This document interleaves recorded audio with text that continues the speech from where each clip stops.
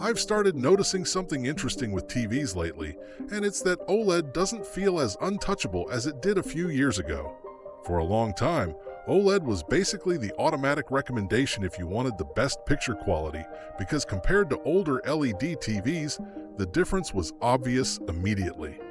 Black levels looked incredible, contrast felt almost perfect, and movies had this really clean cinematic look that made everything else feel outdated.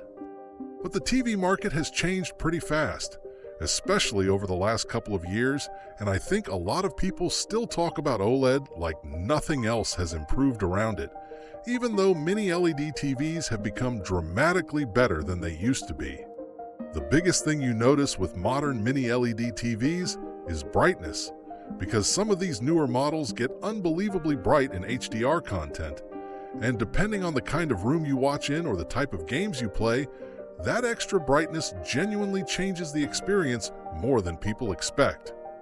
If you're playing PS5 games like Spider-Man 2, Horizon, or Cyberpunk during the day, or even in a moderately bright room, the image can feel more intense and more dynamic simply because highlights have so much impact.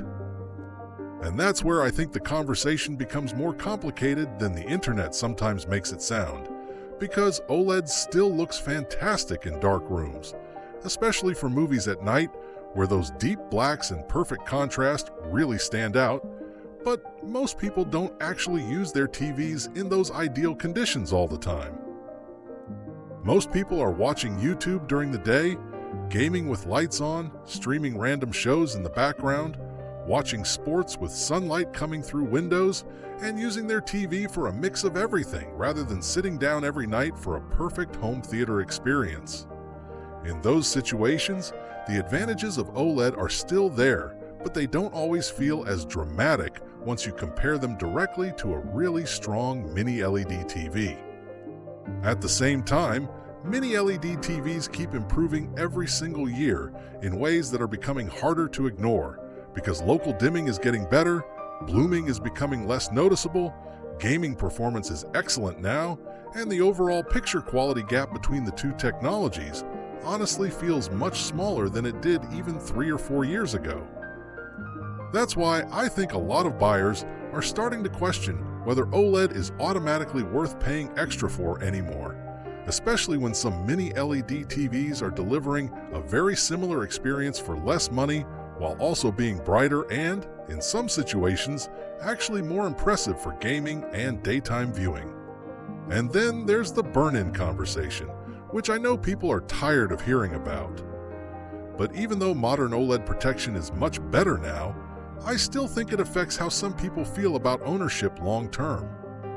Even if burn-in realistically never becomes a problem, there are still buyers who don't love the idea of thinking about static HUDs, sports tickers, or leaving certain content on screen for long periods of time after spending thousands on a TV.